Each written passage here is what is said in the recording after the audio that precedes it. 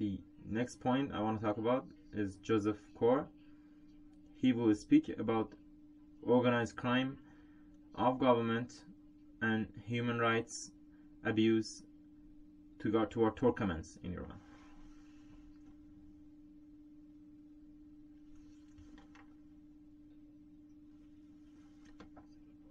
I am Josef Kor, an Iranian Turkmen. Introducing me, it was said that I was a founder of an association of the headquarters of the Turkmen Sahra councils. Yeah, I want to clarify that it is the cultural association that I was founder of, not the actual Turkmen Sahra councils. Now, Turkmens from Caspian Sea to the east of Iran, this is where Turkmens live, in Golestan, North Khorasan, and Razavi Khorasan provinces. Not only they are an ethnic minority, they are also a religious minority, because they are Sunnis and Jama'ah, Sunni and Jama'ah. But the constitution and the Iranian laws are all based on Shia, or the 12 Imamers Shia. So this is a fundamental contradiction, and a lot of discriminations against Turkmens are rooted in this reality. I wanted to briefly point this out. As it was said, killings by the government in Turkmen Sahra are the main issue. I try to also talk about human rights abuse in other points, but since I am an agriculture minister and an irrigation expert, I have worked on this issue for 13-14 years. I was an engineer and a consultant. There are some points in Iran, if I have time, I can speak about the environmental issues, about the border rivers. I can also speak on that. But this is not the topic of my discussion right now. Now, I want to talk about a few points of the government's killings in Turkmen Sahra. Some go to 1979. I'm gonna only talk about one point of these killings, since I don't have much time. Now, in Turkmen Sahra, after the revolution of 1979, there was a dual government. On one point, you had the central headquarters of the Turkmen Sahra councils, and the other, you had the central government. For a year, government did a lot of conspiracies against the Turkmen councils, and in 2 cases, they did killings. I'm going to talk about the second point. In February 1980, February 1980, 4 people were killed from the Turkmen Sahra Council: Shir Mohammad Tomaj, Haji Duma Wadi, Abdul Hakim Makhtoum, and Hossein Jorjani. They were negotiating with a delegation from the government, from the Islamic Revolutionary Guards Corps, and they were killed. Their tortured corpses, after a week of the negotiations, was found in the Golestan jungle in the northern Khorasan province. A shepherd found the corpses. This issue, in all media, a lot of demonstrations was made about this. It was widely known. It even happened in a TV debate. If someone is interested, if human rights activists want to follow this up, they can look at the media existing at the point, and there's a TV debate actually between the leaders when they talk about this. Now, the next point. There were attempts to stop the conspiracies there. People started demonstrations. Turkmen demonstrators who walked closely with the consuls. They started blockading the streets, but the guards corps attacked them. Some people were killed, some people were shot. And people had to basically go back, retreat, so not to be killed on a massive scale. Now, in every Turkmen house, any Turkmen who was found was sometimes killed. Now, Abdul Hakim Shahnazi, for example, was a professor, Turkmen professor, who was killed. A student called Behruz Akhundi, who was passing a street in a Turkmen inhabiting area, who was killed by the Basij and the guards corps, in a very harsh and inhuman way. They killed him by knife attacks, with his organs being split on the streets. That Turkmen inhabiting area was surrounded by the guards corps, and it was treated as a war zone. Now, a few days later, in Bandar Turkmen, a city, it was in February, past midnight, 4 of the people's personalities, important people, they were abducted. The corpses of 3 of them, who had been shot from behind, was found near Gombat Qavus. It's about 150 kilometers to the east of Bandar Turkmen. The names of them: Parviz Iranpur, Nazdordi Nushin, and Yusuf Garaja. Okay. I want to ask all defenders of the human rights, support the Turkmen people. Compel the Islamic Republic of Iran to bring to justice these perpetrators of these murders and the murderers themselves, so the Iranian people and everybody else would know who is behind these conspiracies. Now, speaking about these killings, there was a newspaper called Kayhan, which is that of the Islamic Republic. Someone called Hujjatul Islam Khalkhali, had written about this in Kayhan. He said that Ayatollah Khomeini, who was Iran's leader, who was also supreme jurisprudent, Khalkhali said that he was sent there by Khomeini to organize these killings. He said, if I did this killing, it was on the basis of Khomeini orders. This is why there was also Hujjatul Islam Nur Mufidi, who was Khomeini's representative then, and today he is Khamenei's representative there. And all Turkmens, also the Turkmen consuls, had connections with Mr. Nur Mufidi, and they said they're ready. They were ready to, in order to stop bloodshed, they're ready to cooperate with Hujjatul Islam Nur Mufidi. There was no reason for the Khomeini to send a special butcher to the area. What we can see is that this was planned crimes stemming from the highest authorities in Iran.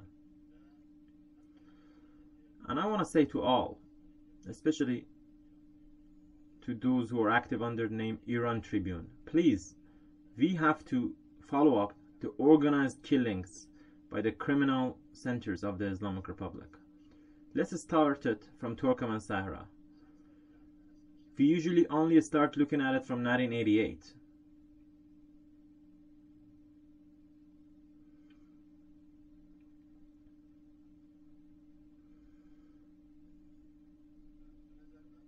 I think that when it comes to exposing the human rights abuses, which is planned by the government, there are sometimes problems. Some, even supporters of human rights, the Iranian ones, have actions that are questionable. A year ago, there was a conference in 1988 about the 1988 murders in Cologne, Germany. I speak to one of the speakers and I asked him to speak about Turkmen killings. Yeah, he spoke about Turkmen killings. Just the very things that I said. But Radio Farda, who's the Radio Free Europe's Persian wing, where he wrote about this, but he took off wherever it was the Turkmen or Turkmen Sahra. He only talked about Gombad al-Qawus city, but he didn't talk about the Turkmen. Now, why? Why does it that even human rights supporters want to eliminate the fact that these were Turkmens? If it's the question of human rights defense, if it's the question of defending peaceful rights of nationalities to live together and defense of the national and religious minorities in Iran, we have to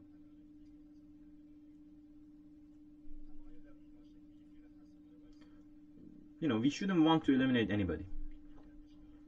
This is one of the problems. I wanted to just point this out, which I did. Now, a few more points. If there is time and if you're interested, I can talk about a few more points of killings, especially because tomorrow and the day after, the group that works on this, I think, are gonna have a program. I can give it to them if there is not time, but I really want you to pay attention to this and talk about this. Okay, so another point. This is in Turkmen Sahra or anywhere where ethnic minorities live. It's a question of environment. These environmental problems exist everywhere. Now, one of my compatriots spoke about environment issues in Iran without talking at all about Turkmen Sahra, the drying out of Turkmen wetlands, because I am an expert of irrigation. I know about this.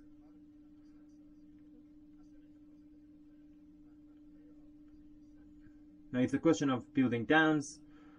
I've worked closely with these countries. I can give you a lot of information about those who are interested. With your permission, I want to finish speaking here. I want to thank all of you for letting me speak. I hope that there are people who will follow this up. I am at their service. If we wanted to do some human rights activities there, I am ready to cooperate with anybody who wanted to work. Thank you very much, and thanks. Thank you very much for your useful talks.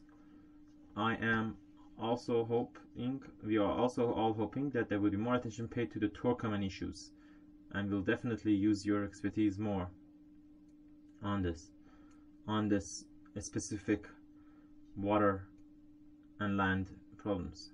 If there is time, I can talk. Okay, you have 3 more minutes. Okay, so now there is 1 year and some months where there's a new president, new government in Iran. No, he has an important executive power. From the very beginning, even when he was running for the president, he spoke about, yes, I am a government of prudence and hope, and I want to really give rights to ethnic minorities and nationalities. But from the very beginning, when the constitution was passed, there are some principles like the Article 15, Article 19, that gives rights to non-Persians. They're ready to teach non-Persian languages in the schools and all that. This is constitutionally guaranteed. Now there's a new president. We always try, when there's a new president, to use whatever means there is. Yes, there's an article in the constitution. We want to use this to have education in our own local languages, but we've always failed. Now, president even has Mr. Younisi as a special ethnic minorities rapporteur. He has officially said that we have tried to do something for ethnic minorities and we have failed. I'm just talking about the language here, because it's the most basic cultural right for an ethnicity, for a nation. Look, in our region, there's a province called Golestan. As usual, this Golestan has a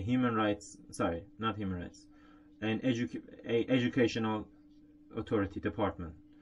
Now, a person in charge of primary education just said a few weeks ago that if there is, like in Golestan provinces, there are some parts that are non-Persian speaking. We'll have classes for 1 month, so those who want to go to the first year could start first year school, could hear a little bit of Persian. So let me repeat, for 1 month they want to just teach Persian. Not only they're not doing the constitution right. This is after the new government, who is supposed to be a government of prudence and hope. He can't do anything. Quite to the contrary, I have written his name down here too. Mehr Agency has actually, which is a government agency, has wrote about this. Farajullah Razaghi, he's a deputy of educational department of the Golestan province. He says openly that for 1 month we're gonna allocate a budget, so when people go to a school, he says, a few thousand students, because I'm quoting him. He says there's a contradiction with their mother tongue and Persian tongue.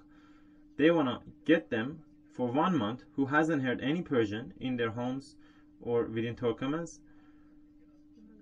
They wanna get them, put them in classes for 1 month, special classes for them to learn Persian. Isn't this a clear discrimination? Isn't this a clear human rights abuse? Isn't this a clear breaking of human rights of citizens?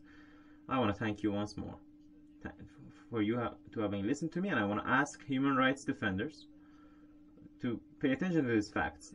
I can always give these facts. We should work together to put it out in an international civic scene.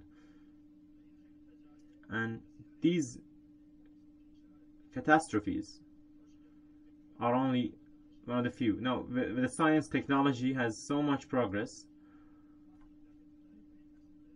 We are still quite primary in our demands.